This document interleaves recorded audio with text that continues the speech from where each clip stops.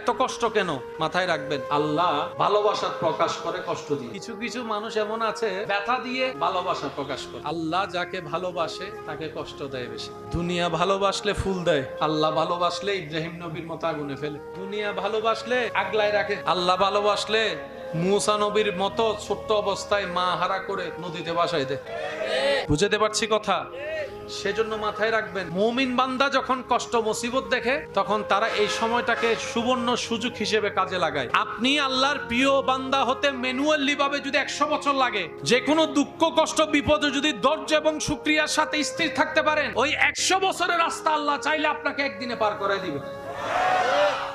কষ্ট ভাঙতে আসে না, কষ্ট মজবুত করতে আসে। সেজন্য মাথায় রাখবেন, কেউ যদি আপনার দিকে পাথর নিক্ষেপ করে কষ্ট দেওয়ার জন্য, আপনি পাথরগুলাকে নিয়ে মনের মধ্যে জমাবেন না, আপনি পাথরগুলাকে নিয়ে নিচে জমাতে থাকবেন, নিচে জমাতে থাকবেন। এই পাথর জমতে জমতে যখন পাথরের একটা পাহাড় হয়ে যাবে, আপনি তাদের চাইতে অনেক উঁচুর মধ্যে চলে যাবেন, উচ্চ জায়গায় চলে যাবেন। আপনি পাথর নিয়ে মন খারাপ করছেন কেন? আরে সবচাইতে আল্লাহর সৃষ্টি জগতে শ্রেষ্ঠ হচ্ছে আল্লাহর নবী, নবী রাহমাতুল লিল আলামিন। পৃথিবীতে এমন অনেক নাফরমান নাখান্দা মানুষ আছে যারা আমাদের নবী নিয়ে বদনাম করে, নবীর বিপক্ষে কথা বলে। তো যেখানে নবীর বিপক্ষে আছে সেখানে আপনার আমার বিপক্ষে থাকবে না কেন? আর কেন আশা করছেন সারা পৃথিবীর মানুষ আপনাকে ভালোবাসবে? কেন চাচ্ছেন আপনি এটা? আপনি কি সারা পৃথিবীর মানুষকে ভালোবাসতে পেরেছেন? আপনাকে কেন বাসবে? কমন বিষয়। এত টেনশন নেওয়ার দরকার? বলেন, এত টেনশন নেওয়ার দরকার? ধৈর্যের সাথে শুকরিয়ার সাথে আল্লাহর পথে নামাজের সিজদা ধরে রেখে যদি এগোতে পারেন, সততার সাথে স্বচ্ছতার সাথে, হাজার বন্ধ রাস্তা খুলে দিবেন আল্লাহ, ইজ্জতের ব্যবস্থা করে দিবেন আল্লাহ, অন্তরে অশান্তি মনকে শান্তি করে দিবেন কে? আপনি আজকে ভালো হতে চান, আপনার বিপদ বেড়ে যাবে। আপনি আজকে সৎ পথে চলতে চান, আপনার বন্ধু দুশমন হয়ে যাবে। আপনি একটু মন থেকে চান যে আমি আজকে নামাজ পড়বো, দেখবেন যে ফজরের আজানের আগে আপনার ঘুম হয়ে গেছে। আমি কি বুঝাতে পারছি কথা? আপনি যদি বলেন যে না, মানুষের উপকার করব, আমি আর কারো কোনো ক্ষতি করব না, দেখবেন রাস্তায় যাওয়ার সময় কিচ্ছু নাই, হঠাৎ করে গাড়ি একটা এসে আপনার কোঁচা মেরে চলে গেছে। আপনি আজকে থেকে চিন্তা করেন যে আমি 5 ওয়াক্ত নামাজ পড়বো, আপনি মসজিদে যাবেন, হতে পারে সবার জুতা আছে, আপনার জুতা নাই। এগুলো কেন হয়? মনে রাখবেন প্রিয় ভাইয়েরা, আমাদেরকে জান্নাত পেতে হবে, আল্লাহ এবং রাসূলের দেওয়া বিধানের বাইরে যাওয়ার কোনো সুযোগ। তো কোনো মানুষ যখন আল্লাহর পথে আসে, তখন শয়তান বিভিন্ন বিপদ দিয়ে তাকে ঝামেলা করে। আল্লাহ তাআলা তাকিয়ে থাকে, আল্লাহ দেখে আমার বান্দা অটল থাকে কিনা, যে নিয়ত করছে সে নিয়তে অটল থাকতে পারে কিনা, আমার বান্দা যেভাবে চাচ্ছে সেটার উপর মন কষ্ট না নিয়ে টিকে থাকতে পারে কিনা। আল্লাহ তাকায় থাকে, আল্লাহ দেখে থাকে। দেখে একদিন যায়, 1 সপ্তাহ যায়, 1 মাস যায়, 1 বছর যায়, 2 বছর যায়, 5 বছর যায়, বান্দা নিয়ত থেকে নড়ে না, তখনই আল্লাহ তাআলা দয়া তার জন্য পাঠিয়ে দেয়। তখন থেকে সে আল্লাহর প্রিয় বান্দা হওয়া শুরু করে। বান্দা, তোর প্রত্যেকটা কাজে তুই আমাকে ইনভলভ কর, তোর প্রত্যেকটা কাজে আমাকে স্মরণ কর, তোর প্রত্যেকটা কাজে আমাকে ডাক। তুই যতটুক পারবি না, আমি আল্লাহ দয়া করে তার চাইতে বেশি সাজাই দিব। বলেন না সুবহানাল্লাহ। প্রত্যেকটা কাজে কাকে রাখতে হবে? দ্বিতীয় নম্বর, আল্লাহর হাবিব দয়াল নবী রাহমাতুল লিল আলামিনের প্রতি পূর্ণ ঈমান, পূর্ণ ভালোবাসা, পূর্ণ ভক্তি, পূর্ণ শ্রদ্ধা, পূর্ণ সম্মান রাখতে হবে। কথা বলেন ঠিক কি না? এই সমস্ত ঈমানের কার্যক্রম সব ঠিক রেখে সাহাবা, আহলে বাইত, আউলিয়া, কোরআন, হাদিস, পরকাল, জান্নাত, জাহান্নাম, ফেরেশতা সবকিছুর উপর বিশ্বাস রেখে আপনাকে যে আমলের কাজের মধ্যে একটা কাজের অন্যতম কাজ হচ্ছে আপনাকে বেশি বেশি ইস্তেগফার করতে হবে, রবের কাছে তওবা করতে হবে। যত তওবা করবেন বন্ধ রাস্তা খুলে যাবে। বলেন না ভাই, বন্ধ রাস্তা খুলে যাবে। ইস্তেগফার করলে বন্ধ রাস্তা কি হয়ে যাবে? খুলে যাবে। দরুদ শরীফ পড়লে আপনার মর্যাদা কি হবে? বলেন না, বলেন না। দরুদ শরীফ পড়লে মর্যাদা বাড়বে। দরুদ শরীফ পড়লে দোয়া কবুলের চান্সেস বেড়ে যায়। দরুদ শরীফ পড়লে জবানের পবিত্রতা বেড়ে যায়। দরুদ শরীফ পড়লে চোখের পবিত্রতা বেড়ে যায়। দরুদ শরীফ পড়লে অন্তর নরম হয়ে যায়। দরুদ শরীফ পড়লে মর্যাদা বেড়ে যায়। দরুদ শরীফ পড়লে গুনাহ কমে যায়। দরুদ শরীফ পড়লে নেকি বেড়ে যায়। দরুদ শরীফ পড়লে আল্লাহর রহমতের অনেক কাছে চলে যাওয়া যায়। এখানে অনেক মানুষ এমন আছেন যারা ইস্তেগফারের একটা জিকির সব সময় করে। এরকম কোন মানুষ পেলে জিজ্ঞেস করবেন, উনি হয়তো এটাই আপনাকে বলবে যে অন্যদের জন্য যেটা 10 দিনের কাজ, আমার জন্য সেটা আমার আল্লাহ দয়া করে 1 দিনের কাজ বানিয়ে দিয়ে। অন্যরা আলগাইতে যতটুক পরিশ্রম শক্তি ব্যয় হয়, আমার আল্লাহ সেটা আমার জন্য এত পাতল ফোলার মতো করে দিয়েছেন, একদম নরম তুলতুলে করে দিয়েছেন। ইস্তেগফার হচ্ছে এমন একটা শক্তি, পাহাড়ের মাঝখানেও রাস্তা হয়ে যাবে। আপনি ভাবছেন আপনার শত্রুর ক্ষমতা বেশি, আপনি ভাবছেন আপনার শত্রুর পাওয়ার বেশি। বিশ্বাস করেন কোনো পাওয়ার, শত্রুর কোনো পাওয়ার।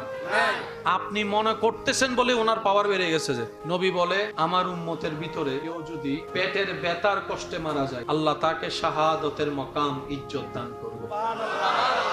পেটের ব্যথাও যদি কেউ মারা যায়, আল্লাহ তার সারা জীবনের গুনাহ মাফ করে দিবেন। আল্লাহ তাআলা তার জন্য হাসরের রাস্তা সহজ করে দিবেন। আল্লাহ তাআলা তার জন্য জান্নাতের দরজা খুলে দিবেন। যদি সে পেটের ব্যথা নিয়ে ধৈর্য এবং শুকরিয়ার সাথে, ঈমানের সাথে দুনিয়ার থেকে বিদায় নেয়, দেখেন সে জান্নাত পাওয়া কত কঠিন ছিল। আল্লাহ দয়া করে পেটের ব্যথা সহ্য করাইয়া জাহান্নামের আযাব থেকে বাঁচাই দিয়েছে। সেজন্য প্রত্যেকটা কষ্ট নিয়ামত। দেশের মায়া ত্যাগ করে পরিবারকে সচক্ষে না দেখার, সরাসরি না দেখার যন্ত্রণা, কষ্ট বুকের মধ্যে লালন করে আমার প্রবাসী ভাইয়েরা সুদূর বিদেশে গিয়ে দিনরাত পরিশ্রম করে, খেয়ে না খেয়ে টাকা জমিয়ে পরিবারের জন্য টাকা পাঠায়। অনেক প্রবাসী ভাই লাশ হয়ে ফেরত আসে দেশের ভিতরে। অনেকে তো দেশেও আসতে পারে না, বিদেশের মাটিতে দাফন হয়ে যায়। আমাদের হায়াত কল্পনার চাইতেও ছোট। আগে মানুষ একটা ধারণা পেত, এখন কোনো ধারণা পাওয়া যায় না। তো সুতরাং আমাদের এক একটা সেকেন্ড 24 ঘন্টার মতো মূল্যবান। একটা সেকেন্ড সমান 24 ঘন্টা ধরতে হবে, কারণ আমাদের হায়াতের লিমিটকে কি বেশি না কম? এই অল্প সময়টা যদি আমরা কিছুটা বুদ্ধিমত্তার সাথে সাজাতে পারি, কাজ করতে পারি, বিশ্বাস করবেন আপনার রব, আমার রব, আমাদের রব আমাদের জন্য দুনিয়াও সহজ করে দিবেন, আখিরাতও সুন্দরভাবে সাজাই দিবেন। প্রায় সময় আমি বলার চেষ্টা করি, আল্লাহ আমাদেরকে দিতে প্রস্তুত, আমরা কেউ নিতে জানি। নিজের দোষটা একটু সবাই স্বীকার করেন, আমরা কেউ নিতে জানি। এরপরও আল্লাহ কাউকে দয়া করে দিয়ে দিলে কোনো নিয়ামত, আমরা এমন বোকা, সে নিয়ামত ধরে রাখতে জানি। বলেন না, ধরে রাখতে জানি, নিতেও জানি না, ধরে রাখতেও জানি না। আবার আফসোস করি, রবের সাথে নারাজিও দেখায়। সেজন্য মনে রাখবেন, বোকা মানুষ 100 বছর বাঁচে, বুদ্ধিমান মানুষ, জ্ঞানী মানুষ, মন স্বচ্ছওয়ালা মানুষ অল্প সময় বাঁচলেও তারা পৃথিবীতে এমন কিছু রেখে যায় যেটা নিজের জন্য, পরের জন্য, পৃথিবীর জন্য কল্যাণকর হয়ে যায়। বলেন না সুবহানাল্লাহ। বালা মানুষ বেশি দিন। এই সমস্ত কিছু দেখে আমার অনেক ভাইয়েরা মন দুর্বল করে ফেলে, মনে মনে ধারণা করে শয়তানের কুমন্ত্রণার শিকারে লালিত হয়। তারা মনে মনে ধারণ করে সৃষ্টি জগৎ আল্লাহর, কিন্তু রাজত্ব করে খারাপ মানুষ। ভালো মানুষের কোনো দাম নাই, মমতার কোনো দাম নাই, উপকারের কোনো দাম নাই। আওয়াজ দিয়ে বলেন ঠিক কি না? ভালো কাজ করলে কোনো দাম হয় না, উপকার করলে ছুরির আঘাত খেতে হয়, ভালো প্রশংসা করলে বদনামের শিকার হতে হয়। আর ভালো মানুষগুলাই অসুস্থ হয়, ভালো মানুষগুলাই লসে পড়ে, ভালো মানুষগুলারই ক্ষতি হয়। খারাপ মানুষের কোনো লস হয় না, সুদূর কোনো ক্ষতি হয় না, গোশ খাওয়া মানুষের কোনো রোগ হয় না। এটা আবার কি ব্যাপার? মনে রাখবেন প্রিয় ভাইয়েরা, আপনার জন্য যেই রব, খারাপ মানুষের জন্য রব তিনি। সুতরাং উনি সেভাবে সাজিয়ে দিয়েছেন, যারা খারাপ তাদেরকে সাময়িক দুনিয়া দিয়েছেন, আর যারা ভালো মানুষ তাদের জন্য অনন্তকালের চিরস্থায়ী সুখের জায়গা জান্নাতের ব্যবস্থা করে দিয়েছেন। খারাপ মানুষ যেন বলতে না পারে, তুমি আমার আল্লাহ আমারে কি দিছো। আল্লাহ যদি কিছু না দেয় তারা আফসোস করবে কি করবে না? এজন্য আল্লাহ তাআলা যা দেওয়ার তাদেরকে দুনিয়ায় দিয়ে দেয়। তো দুনিয়ায় কোনো কিছু না পেলে মন ছোট করার কোনো দরকার, মন ছোট করার কোনো দরকার। সামান্য এক ইঞ্চি জায়গা নিয়ে কত ঝগড়া, কত মামলা। নবী রাহমাতুল লিল আলামিন, হাবিবে খোদা, গুনাহগার উম্মতের শাফাআতকারী নবী, জান্নাতের মালিক নবী, আল্লাহর হাবিব নবী কালামে ইরশাদ করছেন, হাদিসে পাকের মধ্যে 10টা পৃথিবী এক জায়গায় করলে যতটুক বড় হবে আয়তনে, জান্নাতের ছোট্ট একটা রুম তার মতো। জান্নাতের ছোট্ট একটা রুম 10টা পৃথিবীর সমান। 10টা পৃথিবী, 10টা বাংলাদেশ না, 10টা কালামিয়া বাজার না, 10টা পৃথিবী এক জায়গায় করলে যত বিশাল, জান্নাতের ছোট্ট একটা রুম বিশাল। আর সেই বিশাল বিশাল জান্নাত আল্লাহ বানিয়ে রেখেছেন বান্দাদের জন্য, বান্দাদের জন্য, বান্দাদের জন্য, আপনাদের জন্য, আমাদের জন্য। তো বুদ্ধিমানরা দুনিয়া হারালেও জান্নাত হারাতে রাজি। বলেন না, জান্নাত হারাতে রাজি। আপনি যাবেন সেখানে, আপনার কাছে যার রিজিক আছে সে আপনার কাছে আসবে। মেয়ের কোনো পৃথিবীতে অভাব নাই। আপনার বউ, উনি কেন আপনার বউ হলো? লেখনেওয়ালা লিখে দিয়েছেন কোটি মেয়ের ভিতর আপনি তাকে পেয়েছেন যাকে আল্লাহ আপনার জন্য সঙ্গিনী হিসেবে কবুল করেছেন। তা মাথায় রাখবেন, মাথায় রাখবেন, কেউ কাউকে পায় না, রব যারে দেয়, রব যারে। এবার বলেন রিজিকের মালিক কে? রিজিকের মালিক কে? আমি শুনতে পাইনি, আরো জোরে বলেন রিজিকের মালিক কে? কার কাছে কোন কাস্টমার যাবে সাজিয়ে দিয়েছেন কে? সাজিয়ে দিয়েছেন কে? আপনারা খেয়াল করলে দেখবেন আপনাদের জীবনের মধ্যেও দূরে কোথাও যাচ্ছেন, হঠাৎ করে বুক লাগছে, খিদা লাগছে, ড্রাইভারকে বললেন ভাই সামনে একটা দোকান দেখে দাঁড়াও। দোকানদার বিক্রি করার জন্য বসছে, কিন্তু সে আপনারে চিনেও না, আপনি আসবেন জানেও না। তার সারাদিনে কোনো বিক্রি হয় নাই, মনে মনে দোয়া করতেছে, আল্লাহ আল্লাহ আল্লাহ আল্লাহ বাজার কেমনে করবো, আল্লাহ বাজার কেমনে করবো, আল্লাহ বাজার কেমনে করবো। সারাদিন তো কোনো বেচা নাই, সে এদিকে আল্লাহরে ডাকতেছে, আপনিও জানেন না, আপনি যাচ্ছেন আপনার কাজে, কিন্তু আপনার ক্ষুধা লেগে গেছে। ড্রাইভারকে বললেন দোকান দেখে দাঁড়াতে, কোনো নির্দিষ্ট দোকান আপনি বলেন নাই, ড্রাইভারের গাড়ি সেই জায়গায় গিয়ে ব্রেক। একটু বুঝার চেষ্টা করবেন, সেই জায়গায় গিয়ে ব্রেক, যে জায়গায় তার দোকান সেখানে 5টা দোকান, আপনি নেমেই কেউ আপনার পরিচিত না, তারপর আপনার পা চলছে সেই দোকানের দিকে, যেই দোকানের দিকে আল্লাহ আপনার রিজিককে রেখেছেন। বাস্তবতায় ঘটনা দেখা যায়, পরবর্তী ঘটনা, সেই দোকানে গিয়ে আপনি একাই বন্ধু বান্ধব নিয়ে সারাদিনে যা ইনকাম করা সব একসাথে কিনে ফেলেছেন। এরকম আছে না নাই? বলেন এইরকম আছে না নাই? তো মুসলমান যখন এই বিশ্বাস করবে আমার রিজিকের দায়িত্ব আমার আল্লাহর, আমার রিজিক আমার আল্লাহ নিয়ন্ত্রণ করে, এই বুঝটা যদি মুসলমানের চলে আসে, আওয়াজ দিয়ে বলুন আমার ইমানদার ভাইয়েরা, তাহলে একজন আরেকজনের ক্ষতি করার জন্য কেউ কখনো চেষ্টা করবে? ক্ষতির কোনো শঙ্কা থাকবে? নিয়ত থাকবে? হিংসা থাকবে? অহংকার থাকবে? যদি হিংসা অহংকার শত্রুতাই না থাকে, পৃথিবী শান্তির হয়ে যাবে। সেজন্য যত দ্রুত আল্লাহর দিকে আমরা ফিরতে পারবো, আমাদের অগোছানো কাজ তত বেশি গুছাই হয়ে যাবে। আমাদের রিজিকের মালিক কে? হায়াতের মালিক, নিয়ামত দেওয়ার মালিক, ইজ্জত দেওয়ার মালিক, বেইজ্জতি থেকে হেফাজত করার মালিক, ঘুম দেওয়ার মালিক, ঘুম থেকে উঠানোর মালিক, পরিবার দেওয়ার মালিক। এইরকম একজন আল্লাহ আমাদের আছে না নাই? আওয়াজ শুনতে পাইনি, আছে না নাই? দেখে কি দেখে না? শুনে কি শুনে না? দিতে পারে কি পারে না?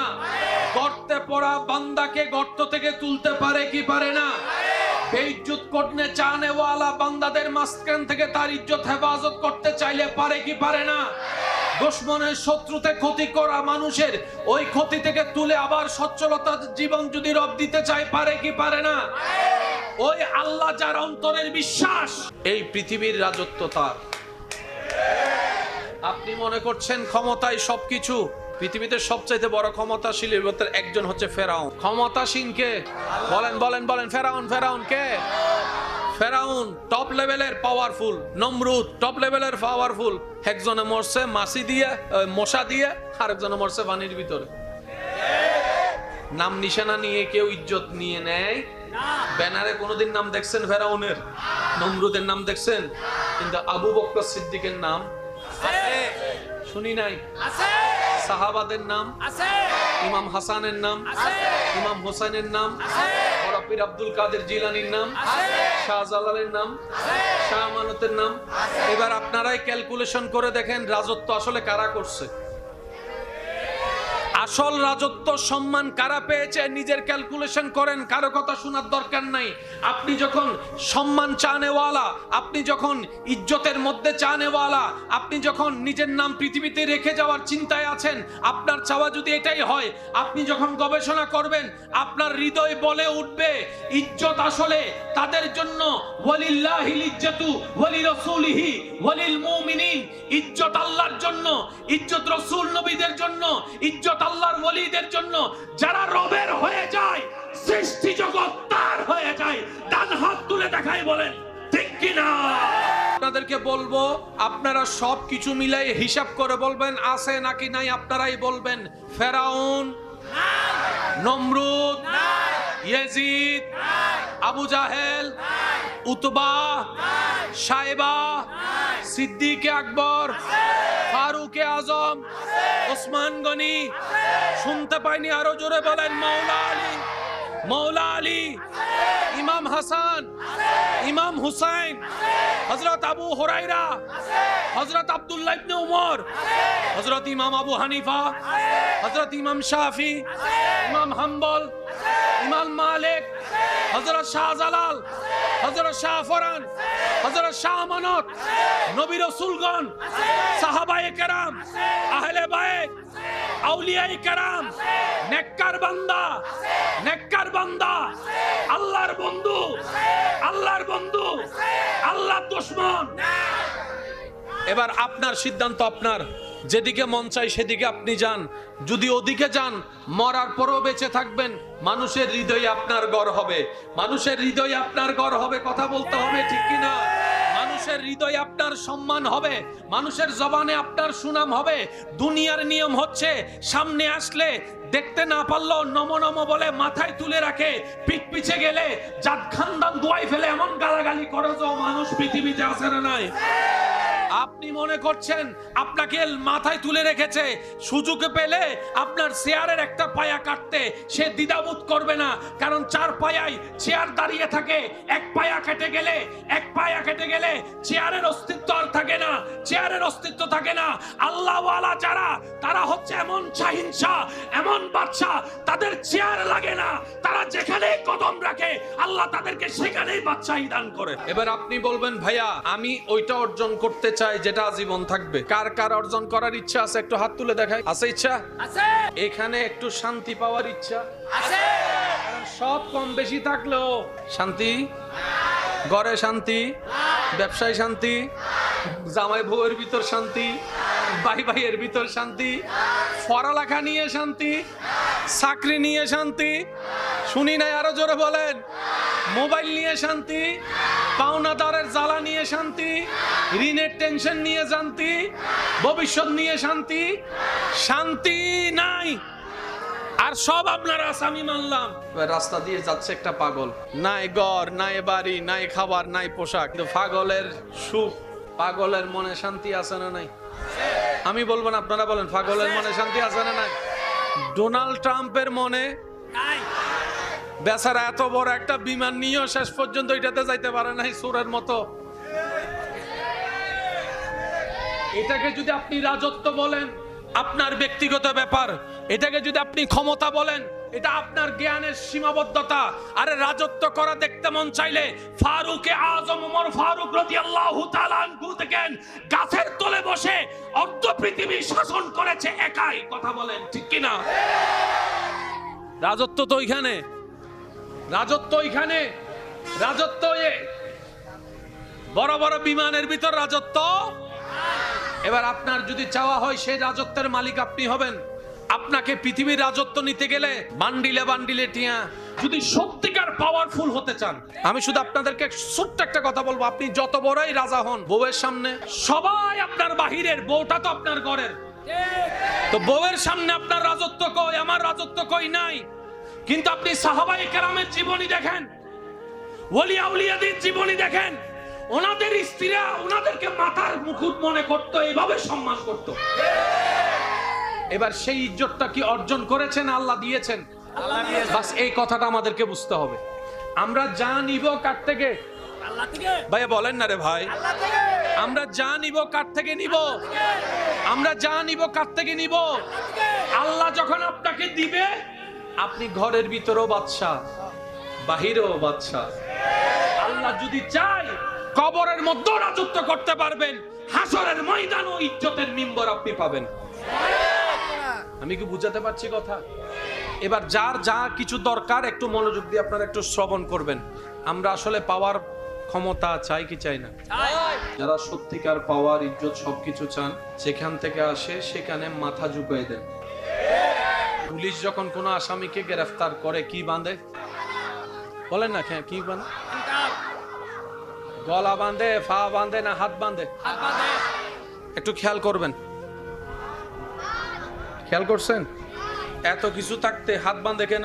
আদালতের নিয়ম বানিয়েছেন, পিছনে তো কোনো একটা কারণ। হাত হচ্ছে শক্তির নিদর্শন। হাত মানি শক্তি, হাত মানি পাওয়ার, হাত মানি ক্ষমতা। আইনি যখন কাউকে গ্রেফতার করে হাতটা বেঁধে প্রমাণ করে তোর কোনো ক্ষমতা নাই, তোর কোনো পাওয়ার নাই, তোর কোনো শক্তি নাই, তোর কোনো দাপট নাই, সেজন্য সিলিন্ডার করার সময় পা তুলে দেয় না, কি তুলে দেয়? হাত তুলে বলে যে আমার কোনো শক্তি, আমার কোনো পাওয়ার, আমি আর ফালাবো, আমি আর পালাবো, আমি আর মারবো। এটা হচ্ছে সিলিন্ডার। মনে রাখবেন আইনি ভাষা, কেউ যদি নিজের হাত সিলিন্ডার করে ফেলে কেউ আর গুলি করার ক্ষমতা, এরপরও যদি কেউ গুলি করে আইনের মধ্যে সে আসামি হয়ে যাবে। সিলিন্ডার যেহেতু সে হাত তুলেছে, এই সিলিন্ডার করা, আত্মসমর্পণ করা, এটাই ঈমানের অংশ। আমার ভাইয়েরা, যদি আমরা একটু বোঝার চেষ্টা করি মুসলমান কাকে বলে, মুসলমান তাকে বলে যার ব্রেন দিয়ে, মন দিয়ে সকাল বিকাল সন্ধ্যার 24 ঘন্টার শিডিউলকে আল্লাহর হুকুমের সামনে, আল্লাহর ইচ্ছার সামনে যে নিজেকে সিলিন্ডার করে দিতে পারে তাকেই মুসলমান বলে। মুসলমান মানে আত্মসমর্পণ করা। মুসলমান মানে কি করা ভাইয়া? একদম শর্টকাটে বলছি মনে রাখার জন্য। মুসলমান মানে কি করা? আসামি দুই ভাবে গ্রেফতার হয়, হয়তো সিলিন্ডার আত্মসমর্পণ করবে, না হয় গ্রেফতার হবে। পুলিশে হয়তো গ্রেফতার করবে, না হয় পুলিশের কাছে নিজে থেকে গিয়ে সিলিন্ডার করবে। আর আপনারা জানেন গ্রেফতার করলে সাজা বেশি, গ্রেফতার করলে সাজা বেশি। আর কেউ যদি নিজে থেকে সারেন্ডার করে সাজা সেজন্য আল্লাহ রাসূল বলে, হে আমার উম্মতেরা, তোমরা আল্লাহর দরবারে নিজেকে আত্মসমর্পণ করে দাও, সারেন্ডার করে দাও। যত গুনাহ আছে তওবা করে নাও মন থেকে। আমার আল্লাহ দয়া করে, ইন্নাল্লাহা ইয়াগফিরুয যুনুবা জামিআ, রব্বুল আলামিন চাইলে তোমার সারা জীবনের সমস্ত কবিরা সগীরা গুনাহ মাফ করে দিতে পারেন। উচ্চ আওয়াজে একবার বলেন সুবহানাল্লাহ। যদি রিয়েল ক্ষমতা চান, শান্তি চান, আল্লাহর দরবারে সারেন্ডার করা ছাড়া দ্বিতীয় কোনো উপায় নাই। এবার সেই নিয়ামত যদি বাড়াতে চান, ধরতে চান, পেতে চান, আপনাকে কিছু আমল করতে হবে। সব কিছুর ভিতরে আল্লাহর উপর পূর্ণ ভরসা, আল্লাহর উপর পূর্ণ বিশ্বাস রাখতে হবে। যাই কিছু হবে আল্লাহ। বলেন বলেন বলেন বলেন বলেন। আমি বিপদে পড়েছি, বাঁচাবেন কে? আমার বন্ধ রাস্তা খুলে দিবেন কে? 24 ঘন্টার প্রত্যেকটা কাজে শুধু আল্লাহ আল্লাহ আল্লাহ। যেমন খাওয়ার আগে বিসমিল্লাহ, আল্লাহ আছে না নাই? খাওয়ার পরে আলহামদুলিল্লাহ, আল্লাহ আছে না নাই? প্রত্যেকটা কাজের ভিতর আল্লাহ, আল্লাহকে রাখতে হবে। দোকান শুরু করবেন আল্লাহর নাম দিয়ে, দোকান বন্ধ করবেন আল্লাহর নাম দিয়ে। আপনি যদি মন থেকে দোকান বন্ধ করার সময় বলেন, আল্লাহ আমার দোকানের হেফাজতের দায়িত্ব তোমার কাছে ছেড়ে দিলাম, আপনার বলাটা যদি রবের দরবারে কবুল হয়, এমনও হতে পারে 1000টা দোকান আগুনে জ্বলে গেলেও আপনার দোকানে আগুনের একটা ফুলকাও স্পর্শ করতে পারবে না। ঠিক এরকম হাজার হাজার প্রমাণ, বলেন না হাজার হাজার প্রমাণ। ঘর থেকে যখন কেউ বের হয় মুরব্বীরা দোয়া করে বলে ফি আমানিল্লাহ, ফি আমানিল্লাহ। এবার বলেন আল্লাহ আছে না নাই? বলেন না আছে না নাই? আল্লাহ চাই এটা, বান্দা তোর প্রত্যেকটা কাজে তুই আমাকে ইনভলভ কর, তোর প্রত্যেকটা কাজে আমাকে স্মরণ কর, তোর প্রত্যেকটা কাজে আমাকে ডাক। তুই যতটুক পারবি না আমি আল্লাহ দয়া করে তার চাইতে বেশি সাজাই দিব। বলেন না সুবহানাল্লাহ। প্রত্যেকটা কাজে কাকে রাখতে হবে? দ্বিতীয় নম্বর, আল্লাহর হাবিব দয়াল নবী রাহমাতুল্লিল আলামিনের প্রতি পূর্ণ ঈমান, পূর্ণ ভালোবাসা, পূর্ণ ভক্তি, পূর্ণ শ্রদ্ধা, পূর্ণ সম্মান রাখতে হবে। কথা বলেন ঠিক কিনা? এই সমস্ত ঈমানের কার্যক্রম সব ঠিক রেখে সাহাবা, আহলে বাইত, আউলিয়া, কোরআন, হাদিস, পরকাল, জান্নাত, জাহান্নাম, ফেরেশতা সবকিছুর উপর বিশ্বাস রেখে আপনাকে যে আমলের কাজের মধ্যে একটা কাজের অন্যতম কাজ হচ্ছে আপনাকে বেশি বেশি ইস্তেগফার করতে হবে, রবের কাছে তওবা করতে হবে। যত তওবা করবেন বন্ধ রাস্তা খুলে যাবে। বলেন না ভাই, বন্ধ রাস্তা খুলে যাবে। ইস্তেগফার করলে বন্ধ রাস্তা কি হয়ে যাবে? খুলে যাবে। দরুদ শরীফ পড়লে আপনার মর্যাদা কি হবে? বলেন না বলেন না, দরুদ শরীফ পড়লে মর্যাদা দরুদ শরীফ পড়লে দোয়া কবুলের চান্সেস বেড়ে যায়, দরুদ শরীফ পড়লে জবানের পবিত্রতা বেড়ে যায়, দরুদ শরীফ পড়লে চোখের পবিত্রতা বেড়ে যায়, দরুদ শরীফ পড়লে অন্তর নরম হয়ে যায়, দরুদ শরীফ পড়লে মর্যাদা বেড়ে যায়, দরুদ শরীফ পড়লে গুনাহ কমে যায়, দরুদ শরীফ পড়লে নেকি বেড়ে যায়, দরুদ শরীফ পড়লে আল্লাহর রহমতের অনেক কাছে চলে যাওয়া যায়। কয়টা জিনিস বললাম? একটা ইস্তেগফার আর একটা দরুদ। বলেন কয়টা? জোরে বলেন কয়টা? একটা ইস্তেগফার আর একটা দরুদ। এবার যে দুইটাই, এগুলা কোনো আহামরি বড় জিনিস না। আস্তাগফিরুল্লাহ বললে ইস্তেগফার হয়ে যায়, আস্তাগফিরুল্লাহ বললে ইস্তেগফার হয়ে যায়। এখানে অনেক মানুষ এমন আছেন যারা ইস্তেগফারের একটা জিকির সব সময় করে। এরকম কোন মানুষ পেলে জিজ্ঞেস করবেন, উনি হয়তো এটাই আপনাকে বলবে যে অন্যদের জন্য যেটা 10 দিনের কাজ, আমার জন্য সেটা আমার আল্লাহ দয়া করে 1 দিনের কাজ বানিয়ে দিয়েছে। অন্যরা আলগাইতে যতটুক পরিশ্রম শক্তি ব্যয় হয়, আমার আল্লাহ সেটা আমার জন্য এত পাতল ফোলার মতো করে দিয়েছেন, একদম নরম তুলতুলে করে দিয়েছেন। ইস্তেগফার হচ্ছে এমন একটা শক্তি, পাহাড়ের মাঝখানেও রাস্তা হয়ে যাবে। আপনি ভাবছেন আপনার শত্রুর ক্ষমতা বেশি, আপনি ভাবছেন আপনার শত্রুর পাওয়ার বেশি, বিশ্বাস করেন কোনো পাওয়ার নাই, শত্রুর কোনো পাওয়ার নাই। আপনি মনে করতেছেন বলে ওনার পাওয়ার বেড়ে গেছে। যে বড় কোনো রোগ হলে ডাক্তার কখনো রোগীর সামনে রোগের কথা বলে না। তো যার রোগ তার তো জানার অধিকার আছে। বলে যে আপনার পরিবারকে, গার্ডিয়ানকে, সাথে কি আসছে তাকে ডাকেন। মনে রাখবেন সাইকোলজিক্যাল একটা বিষয়, রোগে যতটুকু আপনাকে মারতে পারবে না, ক্ষতি করতে পারবে না, টেনশন বয়ে তার চাইতে বেশি আপনাকে দুর্বল করে ফেলবে। সেজন্য রোগীদেরকে দেখবেন যারা কোমাতে থাকে, যারা আইসিইউতে থাকে, অনেক দেশে এমন পর্যন্ত আছে কিছু কিছু গ্লাভস দিয়ে রোগীর হাতের উপর এমনি করে রাখা হয়। তার তো চোখ বন্ধ, তেমন বুঝ আসে না, কিন্তু সে যখন হাতের উপর হাত দেখে তার মনে হয় যে আমার আত্মীয়, আমার আপনজনেরা আমার হাত ধরে রেখেছে। রোগীর সাহস বেড়ে যায়, শক্তি বেড়ে যায়, মন শক্ত হয়ে যায়। ওইটা হওয়ার কারণে তাড়াতাড়ি রোগ থেকে সে ফিরে আসতে পারে। তাহলে মানসিক শক্তি হচ্ছে সবচাইতে বড় শক্তি। আপনি যদি মনে করেন যে 50 কেজি বস্তা আমি আলগাতে পারবো, তাহলে আপনি পারবেন। আর আপনি যদি বলেন যে ইনশাআল্লাহ আমি পারবোই, তাহলে আপনি 100 কেজিও পারবেন। কারণ একে আপনার শক্তি, ইনশাআল্লাহ বলে আপনি আল্লাহর দয়াকেও সাথে নিয়েছেন। তো কিছু কিছু অভ্যাস যদি আমরা পরিবর্তন করতে পারি, কঠিন না, সহজ, শয়তানে গুতাইতেও করতে পারি না। যেমন বলেন তো সবাই ইনশাআল্লাহ। ভাই এই শব্দটা বলতে কতক্ষণ লাগছে? কোনো পরিশ্রম বলেন না, কোনো পরিশ্রম, কোনো ভারী কিছু বলেন তো বিসমিল্লাহ, আলহামদুলিল্লাহ, আল্লাহু আকবার, আস্তাগফিরুল্লাহ। এগুলো এক এক সেকেন্ডের শব্দ, কিন্তু মিস্টার শয়তানে আমাদেরকে গুতাই একটা বিসমিল্লাহ 1 সেকেন্ডের আমি বললাম না কেন, পারলাম না কেন, আমার মনে থাকে 15 বছর আগে কে গালি দিছে, উইতের জামিলা ওই কষ্ট সব মনে থাকে। বিসমিল্লাহ মনে থাকলো না, ব্যাপার কি? কারণ আমরা প্র্যাকটিস করি নাই, আমরা চেষ্টা করি নাই। আজকে একটা কথা বলি সবার উদ্দেশ্যে, বিশেষ করে যারা আমাকে ভালোবাসেন, অন্তর ঘরে আপনাদের সুন্দর জায়গায় আমাকে জায়গা দিয়েছেন, তাদের উদ্দেশ্যে একটা কথা বলি, আজীবন মাথায় রাখবেন। জান্নাত পাওয়া একদম সহজ, কারণ আমাদের রব রহমান। আমাদের জন্য জান্নাত পাওয়া অতি সহজ, কারণ আমাদের রব হচ্ছে রব্বুল আলামিন।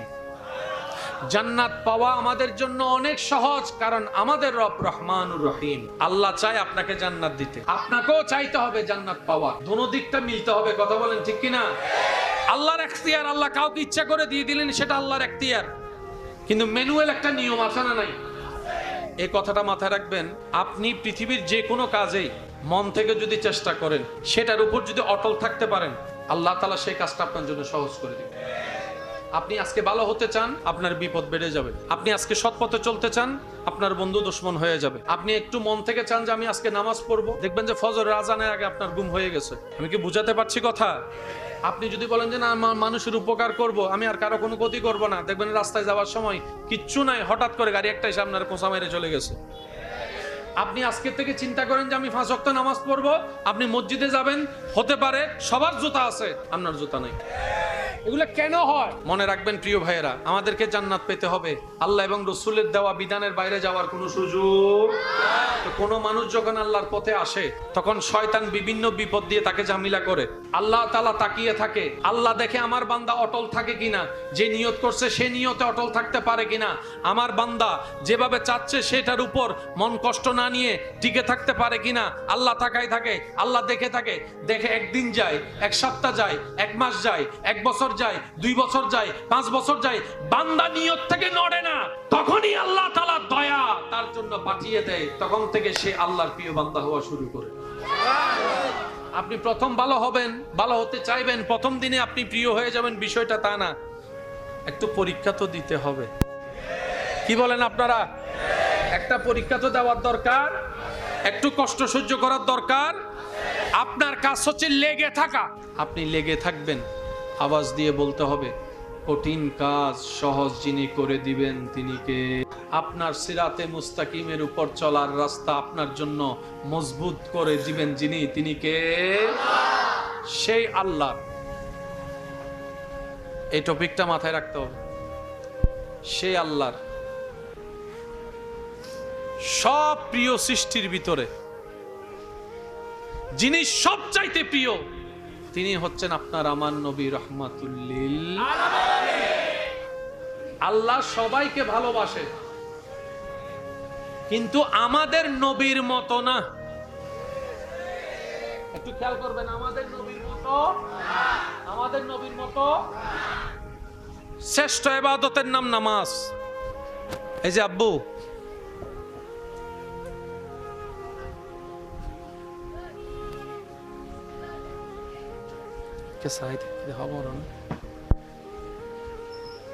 শ্রেষ্ঠ ইবাদতের নাম কি? নামাজ। নামাজের জন্য একটা কেবলা আছে না নাই? আমরা যেখান থেকে নামাজ পড়ি কাবার দিকে ফিরে নামাজ পড়ি, বলেন না? কাবার দিকে ফিরে। যারা মদিনা শরীফ গিয়েছেন এমন কেউ এখানে থাকলে একটু হাত তোলেন। মদিনা শরীফ গিয়েছেন? আছে? মদিনা মদিনা একজন, 2 জন, পিছনেও হয়তো আছে 3 জন। মদিনা শরীফে একটা মসজিদে আছে, মসজিদে জুল কেবলাতাইন। মসজিদে জুল, একটু বলেন না, কেবলাতাইন, মসজিদে জুল। প্রত্যেকটা মসজিদের মধ্যে গেলে দেখবেন মেহরাব কয়টা? ওই যে গোল, এটা রে, গোল গোল। মদিনা শরীফ সেই মসজিদে যদি আপনি যান, আল্লাহ দয়া করে যাওয়ার সুযোগ দেয়, আপনি দেখবেন সেখানে মেহরাব 2টা। শুনি না, শুনি না, আরো জোরে। কয়টা? কয়টা? 2টা। পৃথিবীর সব মসজিদে মেহরাব একটা, কেবলাতাইনের মধ্যে 2টা। নামাজ ফরজ হওয়ার পরে, একদম সংক্ষেপে বলার চেষ্টা করছি, নামাজ ফরজ হওয়ার পরে আল্লাহর হাবিব নবী যখন উম্মত সাহাবাকে নিয়ে নামাজ পড়তেন তখন মসজিদে আকসার দিকে ফিরে নামাজ পড়তেন। মসজিদে আকসা কোনটা? ওই ফিলিস্তিনের যে মসজিদ নিয়ে এখনো ঝগড়া চলতেছে, মারামারি চলতেছে, মসজিদে আকসা। যেটা সোনালী গম্বুজ ওইটা না, সোনালী গম্বুজের পিছনে যে মসজিদ আছে পুরাতন, ওইটা হচ্ছে আসল মসজিদ আকসা। এখন যেরকম আমরা কাবার দিকে ফিরে নামাজ পড়ি, এখান থেকে কাবা কোন দিকে? এদিকে। আমরা যদি এখন নামাজ পড়ি সবাই ওই দিকে হয়ে যাব।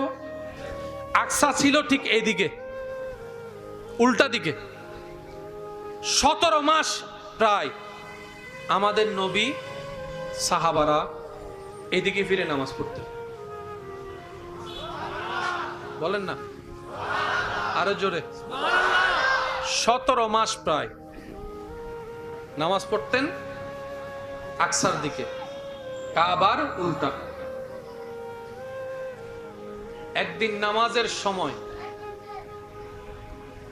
আল্লাহর হাবিব দয়াল নবী রাহমাতুল লিল আলামিন নামাজ অবস্থায় বারবার আসমানের দিকে তাকাচ্ছেন। সুবহানাল্লাহ বেগরজে হইন না, সুবহানাল্লাহ হইলে গুণত্ব আর কিল্লে হইতেন সারাখান আস্তে করে হনছে সুবহানাল্লাহ। নামাজ অবস্থায় আমাদের নবী কোন দিকে তাকাচ্ছেন? আপনি আমি নামাজ অবস্থায় যদি, মাথায় রাখবেন, নামাজ অবস্থায় যদি আপনি আমি নামাজ শেষ হন না নামাজ? নামাজ আপনি আমি যদি কাবার ডিরেকশন থেকে এই সিনা যদি ঘুরাই ফেলি, সেজন্য নামাজ যখন পড়ে বান্দা আল্লাহর সামনে থাকে, তা নামাজ শেষ করেন কেমনে একটু খেয়াল করেন। কাবার দিকে, মুখ কাবার দিকে, সিনা কাবার দিকে, নামাজের ভিতরে আছেন। নামাজ শেষ করেন কিভাবে দেখেন, ডাইরেকশন আছে, নামাজ আছে। আসসালামু আলাইকুম ওয়া রাহমাতুল্লাহ।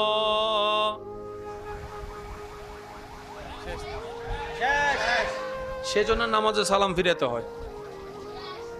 সুবহানাল্লাহ বলেন। নামাজে সালাম ফিরাই নামাজ কি করতে হয়? কারণ কাবার ডিরেকশনে যতক্ষণ ততক্ষণ নামাজ, ডিরেকশন শেষ। সেজন্য আপনি ওয়াক্তীয় নামাজ বলেন আর জানাজার নামাজ বলেন, ঈদের নামাজ বলেন, সালাম ফিরাইয়েই নামাজ শেষ করতে হয়। বুঝাতে পারছি কথা? আরে দিদাল কোন দে? মাশাআল্লাহ, আল্লাহ কবুল করুক। আমিন আমিন। ইল্লে কিপটে মানুষ আই জীবন ন দেখি আওয়াজও দ ন দে আর কারা জোর হওয়া তো আওয়াজ আমি। ওই মসজিদের মধ্যে মেহরাব কয়টা? একটা কাবার দিকে আর একটা আকসার দিকে। 17 মাস প্রায় নবীজি নামাজ পড়ছেন আকসার দিকে। নামাজ অবস্থায় আপনার আমার নবী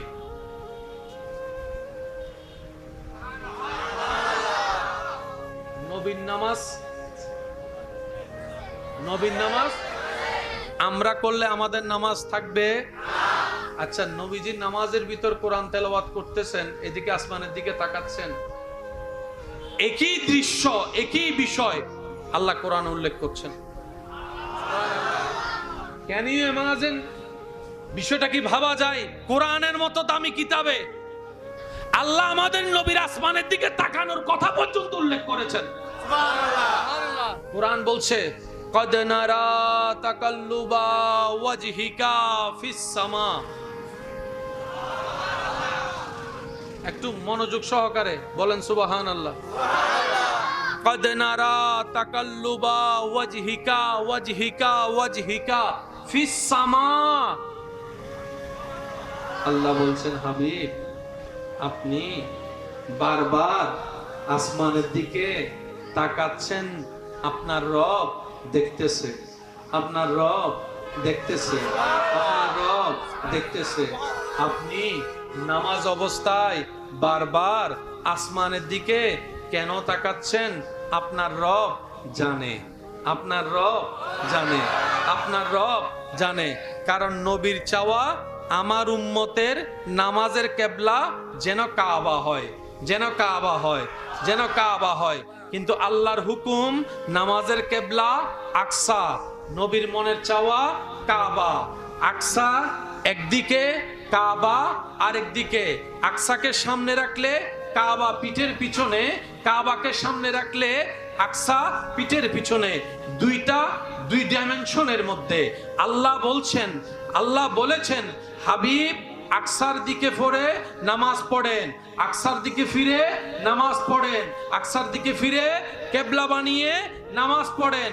নবীর চাওয়া অন্তরে অন্তরে, আল্লাহ আমার উম্মতের জন্য কেবলা কাবাকে বানিয়ে দাও, কাবাকে বানিয়ে দাও, কাবাকে বানিয়ে দাও। আউয়ালাল বাইত, পৃথিবীর সর্বপ্রথম ঘর কাবা, সেই কাবা যেন আমার উম্মতের কেবলা হয়। কিন্তু আমার নবী মুখে কোনো আওয়াজ করছেন না, মুখে কোনো ফরিয়াদ করছেন না, মুখে কোনো দোয়া করছেন না। সব চলছে কোথায়? মনে মনে। সব চলছে কোথায়? মনে মনে। আর চেহারা বারবার আসমানের দিকে তুলছেন, নামাচ্ছেন, তুলছেন, নামাচ্ছেন। আল্লাহ পাক বলে, হাবিব আপনি বারবার আসমানের দিকে যে তাকাচ্ছেন, আপনার রব সেটা দেখতেছে। কদ নারা তাকাল্লুবা ওয়াজহিকা ফিস সামা। হায় হায় হায় হায়। এবার আমি আপনাদেরকে একদম সহজ অঙ্ক বুঝাই। দিক কয়টা? এই তো মাশাআল্লাহ, জোরে বলেন, দিক কয়টা? পূর্ব, উত্তর, আবার বলতে হবে পূর্ব, উত্তর। এখন আপনি ফিরে আসেন কয় দিকে? একদিকে বলেন না, কয় দিকে? আমি ফিরে আসি কয় দিকে? আমার জন্য বাকি দিক কয়টা? আপনার জন্য বাকি দিক কয়টা? এবার আপনাকে যদি বলি যেদিকে মন চায় সেদিকে ফিরেন, তাহলে আপনি তিন দিকের যেদিকে একদিকে ফিরার অধিকার আছে না নাই? সুযোগ আছে না নাই? যেহেতু অনুমতি পেয়েছেন তিন দিকের যেদিকে একদিকে ফিরতে পারবেন। এবার বলেন কাবা কোন দিকে? আকসা কোন দিকে? নবী নামাজ অবস্থায় তাকাচ্ছেন কোন দিকে? আরো জোরে বলেন না। আসমানের দিকে। কোন দিকে? আল্লাহ তাআলা বলেন, হাবিব আপনি মনে মনে কি চাচ্ছেন আমি আল্লাহ জানি। তো আর একটু জোরে বলেন না। হাবিব চিন্তা করেন না, কেবলাতান তারদা, বাকি তিনটা দিক আছে। একদিকে আপনি ফিরে আছেন, বাকি তিনটা দিক আছে। আপনি এই মুহূর্তে, আল্লাহ বলে আপনি এই মুহূর্তে যেই দিকে ফিরবেন সেটা উত্তরও বুঝি না, দক্ষিণও বুঝি না, পশ্চিমও বুঝি না, পূর্বও বুঝি না। আল্লাহ বলে কেবলাতান তারদা, আপনি যে দিকটাকে খুশি হয়ে ফিরবেন কিয়ামত পর্যন্ত আমার বান্দাদের জন্য আমি আল্লাহ সেই দিকেই কিবলা বানাই দিব, কিবলা বানাই দিব, কিবলা বানাই দিব। দেখেন ক্ষমতা, অথরিটি কাকে বলে? আসল ক্ষমতাবান কে জানেন? যার কাছে ক্ষমতা থাকার পরও ক্ষমতা দেখায় না। অনেকে তো রিকশাওয়ালারে 2 টাকা কম দেওয়ার জন্য ক্ষমতা দেখায়। চিনোস বেটা আমি কে? এ ক্ষমতাবান? বলেন এ ক্ষমতাবান? সেজন্য একটা সিডেঙ্গে বাক্কা হতা আছে, জাতর মাইয়া হালাবালা, জাত বংশ হনদিন হারাবাচরণ নগরে।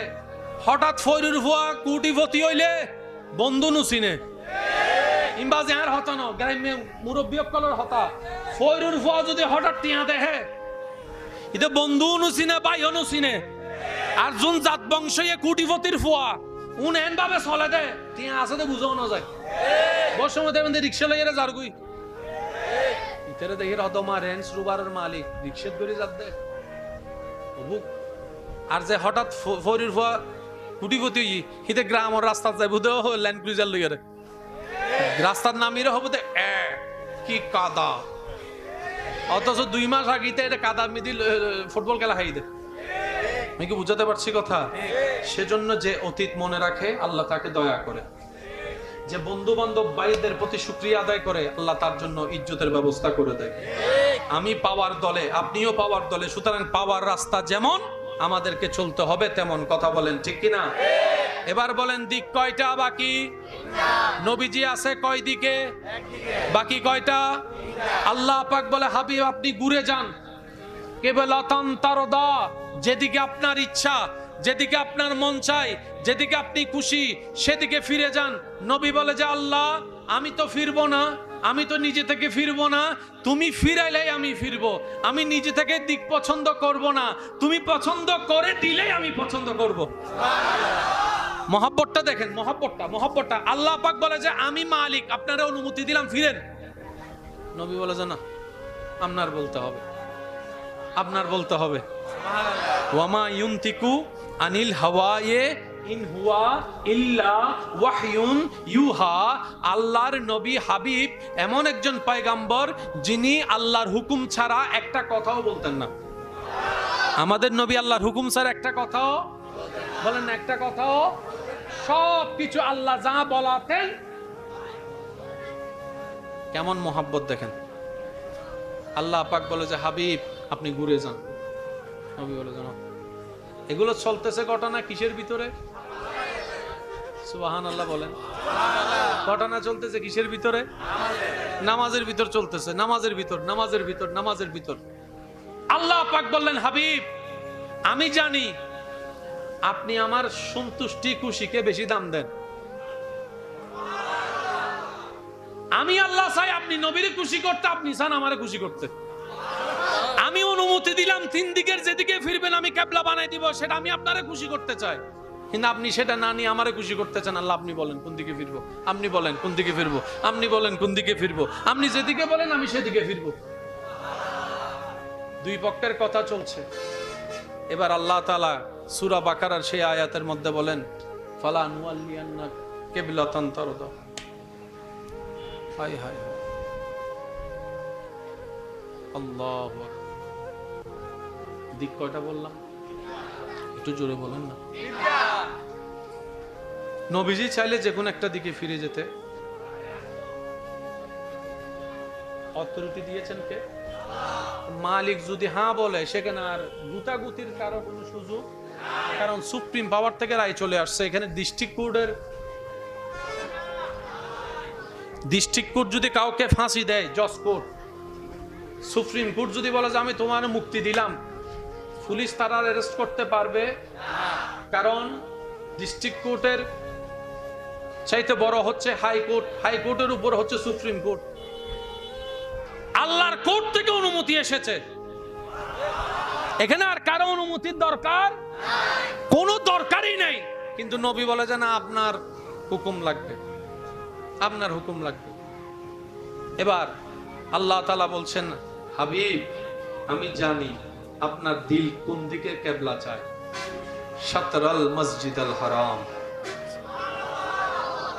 হাবিব আমি অনুমতি দিলাম, আপনি যে হৃদয়ের ভিতরে যে কিবলা ধারণ করেছেন, আমি না বললে আপনি ফিরবেন না।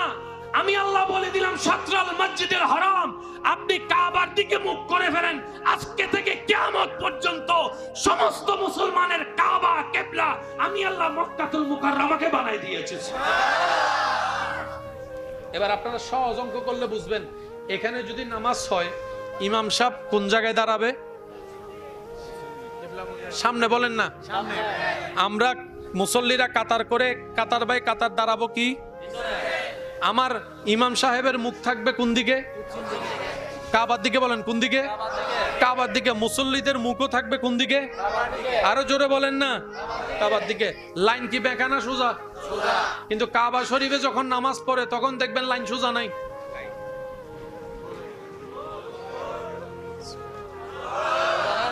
না ওইটুন এই বারো জোর সিরেঙ্গা আওয়াজ হইলাম দিল্লে করে হংসা ইয়ানা সুন্দরী। আবার বলেন, সবাই মিলে বলেন সুবহানাল্লাহ। পৃথিবীর সমস্ত মসজিদে কাতার সোজা, মসজিদকে সামনে রেখে নামাজ, সে কাবার গেলে কাতার। এখানে নামাজ কাতার সোজা না করলে নামাজ হবে না, আর ওইখানে কাতার সোজা করলে নামাজ হবে না, কাতার গোল করতে হবে। এই কাবা একটু খেয়াল করবেন, কাবা। এবার এখানে নিয়মে যদি আমরা দাঁড়াই, এদিকের মানুষ আর কাবা পাবে না। বুঝাতে পারছি? এই দেখেন, এই কাবা পেয়েছে, কাবা পেয়েছে, কাবা পেয়েছে, আর পাবে না। কিন্তু গোল করে দাঁড়াইলে সবাই কাবা পাবে। সবাই গোল করে দাঁড়ালে কাবা পাবে, আর কাবার সামনে ডিরেকশনে না থাকলে নামাজির নামাজ হবে। এবার বলেন, জান্নাতের চাবি কি?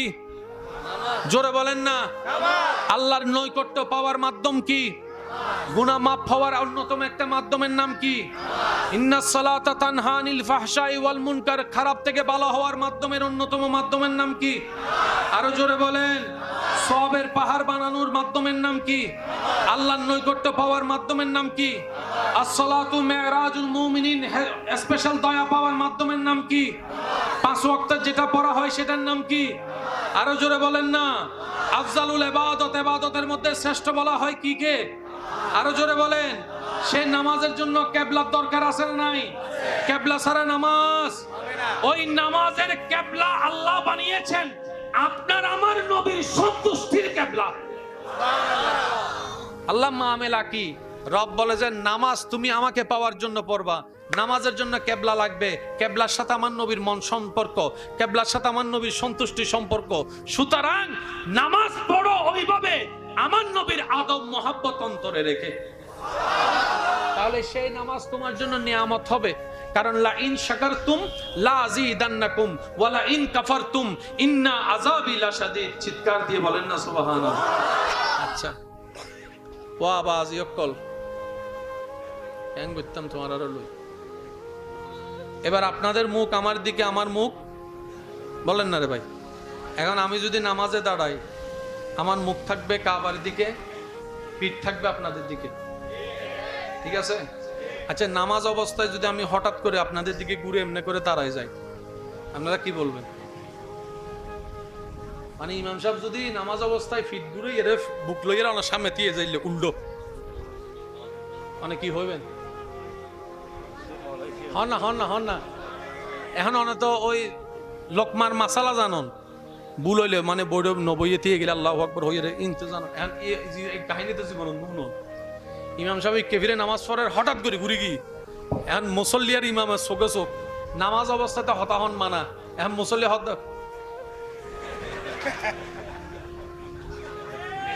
মাথো না বাজে মাথো না। কারণ এইরকম সিচুয়েশন তার হনদিন মুসল্লি ন পড়ে তিবে তার আগা মাথা কিছু নামাজ অবস্থা যে হতাহন না যাই দু জানে মাথো না বাজে। নামাজ অবস্থা যে আত্মলি ইশারায় ফুজর করেন যাই হেন মানা ইয়ে না মানা এখন মুসল্লি এখন ইমাম সাহেব যদি হয়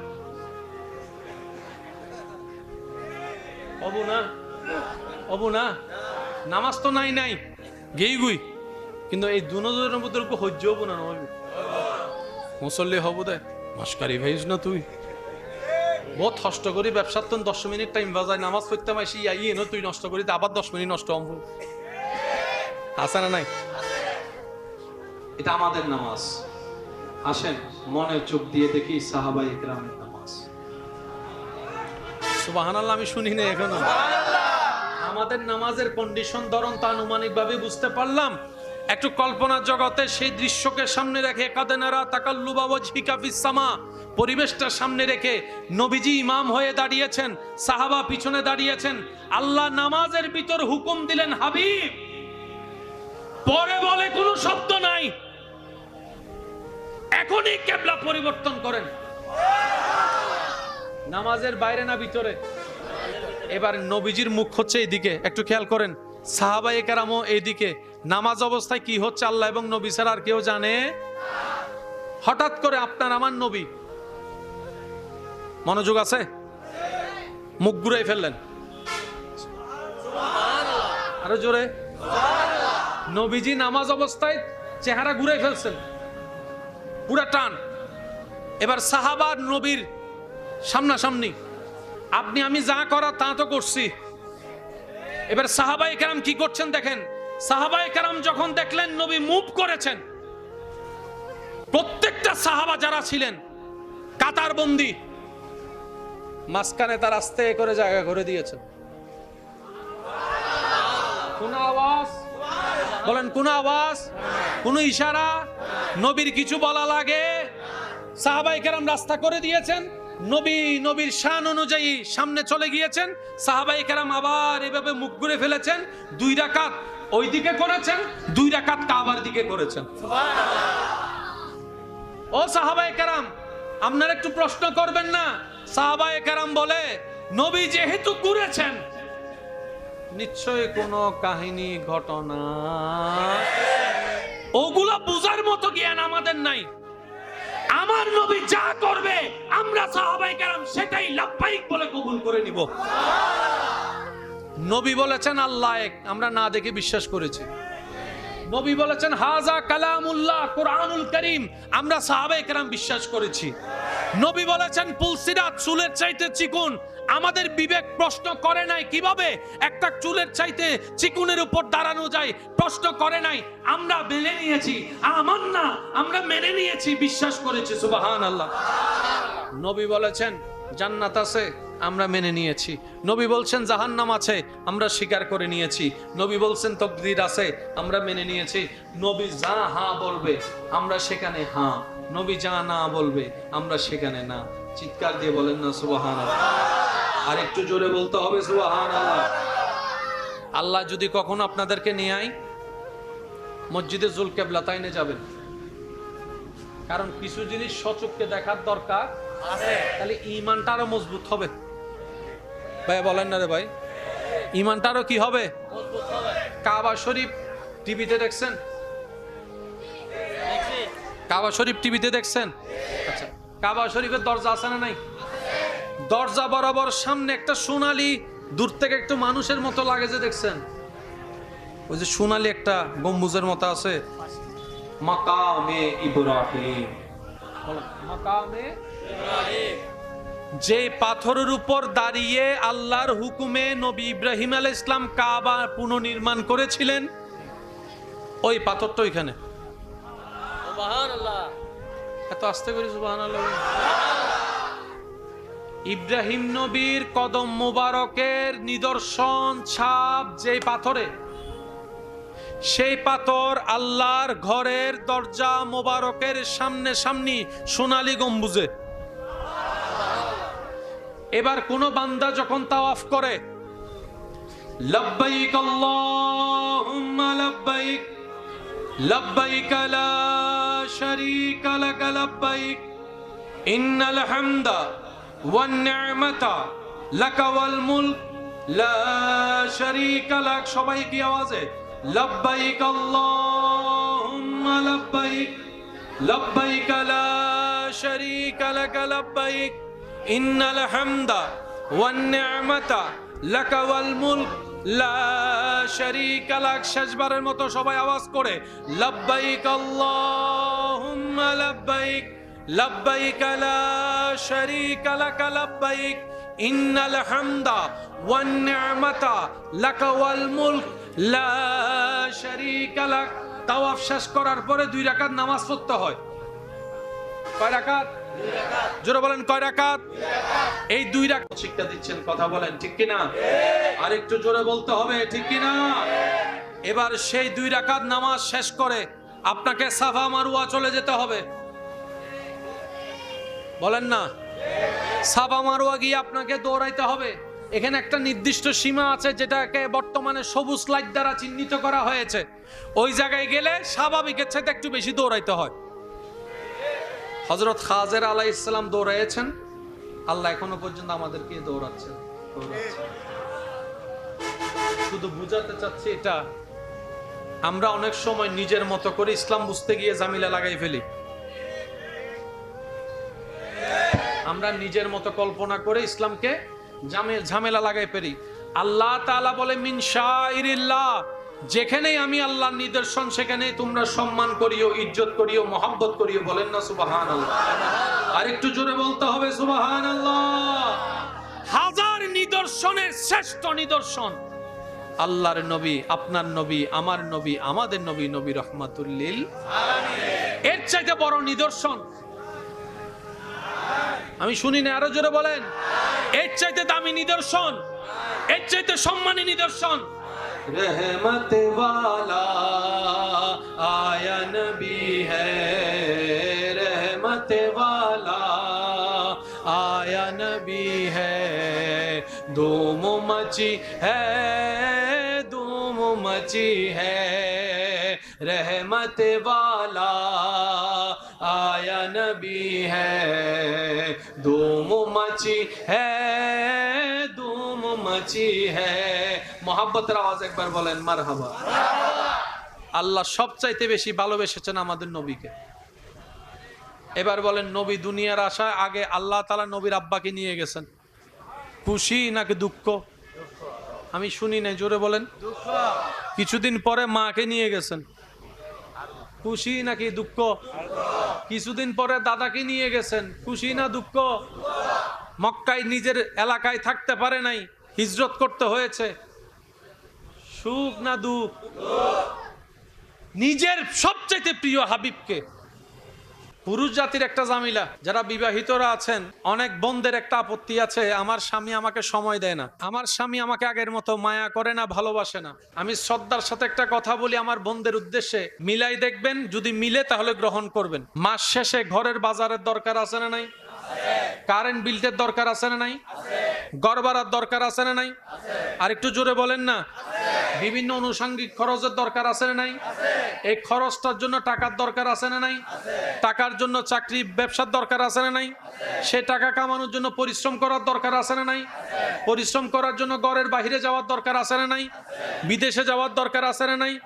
মনে রাখবেন আমার প্রিয় বোনেরা, ঘরের যে কর্তা সংসারের টাকা দেওয়ার জন্য যেই সময়টা বাহিরে কাটায়, এটাও মূলত সংসারকে সময় দেওয়া। কথা বলেন ঠিক কিনা?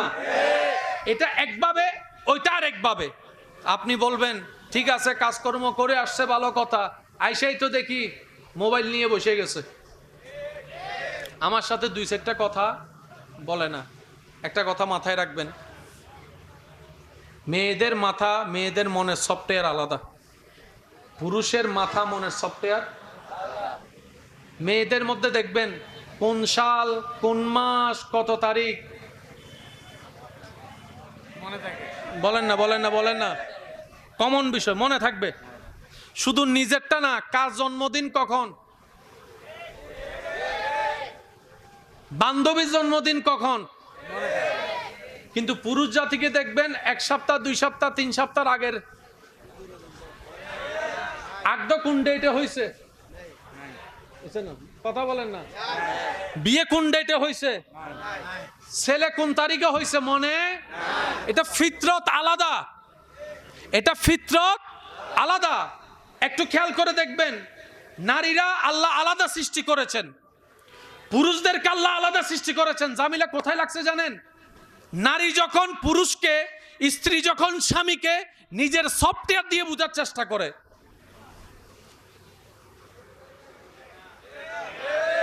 পুরুষ যখন নিজের সফটওয়্যার দিয়ে বউকে বোঝার চেষ্টা করে, সেজন্য যে সফটওয়্যারকে বোঝার চেষ্টা করবেন সে সফটওয়্যার দিয়েই সফটওয়্যারকে বোঝার চেষ্টা করবেন। তাহলে পুরাপুরি না বুঝলেও অন্তত 10 ভাগের 8 ভাগ 9 ভাগ বুঝার হয়ে যাবে। কথা বলেন ঠিক কিনা? আমরা বললাম না কিছুক্ষণ আগে, আমরা সবকিছু নিজের মতো করে কন্ট্রোল করতে চাই, শেষ পর্যন্ত কি হয়, খাজনা বাজনা হয়ে যায়, আমও যায় সালাও যায়। কথা বলেন ঠিক কিনা? কন্ট্রোল করতে হবে আল্লাহ এবং রসুলের দেওয়া নিয়মে, তাহলে আপনার আমার জন্য দুনিয়া সহজ করে দিবেন। তিনি কে? আর একটু জোরে বলেন তিনি কে? আমরা দুনিয়াতে শান্তি চাই কি চাই না? ইজ্জত চাই কি চাই না?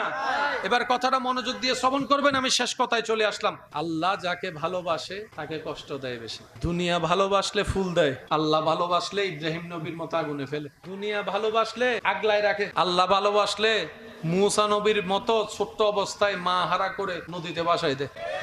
বুঝতে পারছি কথা? সেজন্য মাথায় রাখবেন, মুমিন বান্দা যখন কষ্ট মুসিবত দেখে তখন তারা এই সময়টাকে সুবর্ণ সুযোগ হিসেবে কাজে লাগায়। আপনি আল্লাহর প্রিয় বান্দা হতে ম্যানুয়ালি ভাবে যদি 100 বছর লাগে, যে কোনো দুঃখ কষ্ট বিপদে যদি ধৈর্য এবং শুকরিয়ার সাথে স্থির থাকতে পারেন, ওই 100 বছরের রাস্তা আল্লাহ চাইলে আপনাকে একদিনে পার করে দিবে। কষ্ট ভাঙতে আসে না, কষ্ট মজবুত করতে আসে। সেজন্য মাথায় রাখবেন, কেউ যদি আপনার দিকে পাথর নিক্ষেপ করে কষ্ট দেওয়ার জন্য, আপনি পাথরগুলাকে নিয়ে মনের মধ্যে জমাবেন না, আপনি পাথরগুলাকে নিয়ে নিচে জমাতে থাকবেন, নিচে জমাতে থাকবেন। এই পাথর জমতে জমতে যখন পাথরের একটা পাহাড় হয়ে যাবে, আপনি তাদের চাইতে অনেক উঁচুর মধ্যে চলে যাবেন, উচ্চ জায়গায় চলে যাবেন। আপনি পাথর নিয়ে মন খারাপ করছেন কেন? আরে সবচাইতে আল্লাহর সৃষ্টি জগতের শ্রেষ্ঠ হচ্ছে আল্লাহর নবী, নবী রাহমাতুল লিল আলামিন। পৃথিবীতে এমন অনেক নাফরমান নাখান্দা মানুষ আছে যারা আমাদের নবী নিয়েও বদনাম করে, নবীর বিপক্ষে কথা বলে। তো যেখানে নবীর বিপক্ষে আছে সেখানে আপনার আমার বিপক্ষে থাকবে না কেন? আর কেন আশা করছেন সারা পৃথিবীর মানুষ আপনাকে ভালোবাসবে? কেন চাচ্ছেন আপনি এটা? আপনি কি সারা পৃথিবীর মানুষকে ভালোবাসতে পেরেছেন? আপনাকে কেন বাসবে? কমন বিষয়। এত টেনশন নেওয়ার দরকার? বলেন এত টেনশন নেওয়ার দরকার? ধৈর্যের সাথে শুকরিয়ার সাথে আল্লাহর পথে নামাজের সিজদা ধরে রেখে যদি এগোতে পারেন, সততার সাথে স্বচ্ছতার সাথে, হাজার বন্ধ রাস্তা খুলে দিবেন আল্লাহ, ইজ্জতের ব্যবস্থা করে দিবেন আল্লাহ, অন্তরে অশান্তি মনকে শান্তি করে দিবেন কে? এগুলা কি মাথায় থাকবে ইনশাআল্লাহ? আল্লাহ কোরআনের মধ্যে বলছেন কি, ওয়ালা নাবলুওয়ান্নাকুম বিশাইইন মিনাল খাউফি ওয়াল জুই ওয়া নাকসিন মিনাল আমওয়ালি ওয়াল আনফুসি ওয়াস সামারাত। এবার আপনারা বলেন, আল্লাহ যদি কাউকে বলে আমি তোরে 5 দিন কষ্ট দিব, ধৈর্য ধরতে পারলে আজীবন জান্নাত দিব, আপনি 5 দিনের কষ্ট নিবেন নাকি নিবেন না? জোরে বলেন না। কারণ আপনি তখন মনরে বুঝ দিবেন, যাক 1 দিন 2 দিন এমনিও চলে যাবে, 5 দিনে না কোনো রকম একটু সয়ে যায়। ওই রমজানে যখন রোজা রাখে, দুপুর 2টা বাজে যখন খিদা লাগে, বাচ্চারা যখন খাবার জন্য, তখন মারা কি বলে? বলেন বলেন বলেন, ঘুম যাগো তুই এনে ঘুমুত তুল উড়িলে দেবে, আজান দি ফেলে আরেক কেনা অফুত আরেক। বাচ্চাও মার কথা শুনে মনের মধ্যে আশা বাঁধা আরেক কেনা। কিন্তু এখনো বাকি আছে কয় ঘন্টা? 4 ঘন্টারে মা বলছে একখানা, বাঁচিতেও গিয়ে একখানা। 5টা দিন যদি কষ্ট সহ্য করার বিনিময়ে জান্নাত দেয় আল্লাহ, নিবেন কি নিবেন না? বাস এই কনসেপ্টটা মাথায় রাখেন। নবী বলে, আমার উম্মতের ভিতরে কেউ যদি পেটের ব্যথার কষ্টে মারা যায়, আল্লাহ তাকে শাহাদতের মকাম, ইজ্জত দান করবে। পেটের ব্যথাও যদি কেউ মারা যায়, আল্লাহ তার সারা জীবনের গুনাহ মাফ করে দিবেন। আল্লাহ তাআলা তার জন্য হাসরের রাস্তা সহজ করে দিবেন। আল্লাহ তাআলা তার জন্য জান্নাতের দরজা খুলে দিবেন। যদি সে পেটের ব্যথা নিয়ে ধৈর্য এবং শুকরিয়ার সাথে, ঈমানের সাথে দুনিয়ার থেকে বিদায় নেয়, দেখেন সে জান্নাত পাওয়া কত কঠিন ছিল। আল্লাহ দয়া করে পেটের ব্যথা সহ্য করাইয়া জাহান্নামের আযাব থেকে বাঁচাই দিয়েছে। সুবহানাল্লাহ। সেজন্য প্রত্যেকটা কষ্ট নিয়ামত। একটু আওয়াজ করে বলতে হবে, প্রত্যেকটা কষ্ট নিয়ামত। আমি সবার আওয়াজ শুনতে পাইনি, একটু সবাই মিলে বলুন তো, প্রত্যেকটা কষ্ট নিয়ামত, প্রত্যেকটা দুঃখ নিয়ামত, প্রত্যেকটা মুসিবত। কারণ কষ্ট দুঃখ আপনাকে মজবুত করে। ঘর বানাইতে যদি চান টাকা দিয়ে, তাহলে ঘর থেকে বের হতেই হবে। ঘর থেকে বের না হলে কখনো নতুন ঘর বলেন না, নতুন ঘর হবে না। নতুন ঘর হবেই যখন আপনি ঘর থেকে বের হওয়ার মায়া ত্যাগ করতে পারবেন। আপনি যখন ঘরের মায়া ত্যাগ করে বাইরে যেতে পারবেন, তখনই নতুন ঘর হওয়ার সম্ভাবনা আছে। অনেক প্রবাসী ভাইরা দেখবেন যাওয়ার সময় আল্লাহ ও গো আল্লাহ ক্ষমা করে দাও, মাফ করে দাও। সবাই কি আওয়াজে আল্লাহ ও গো আল্লাহ ক্ষমা করে দাও, মাফ। জীবন মুদের যতদিন থাকিবে,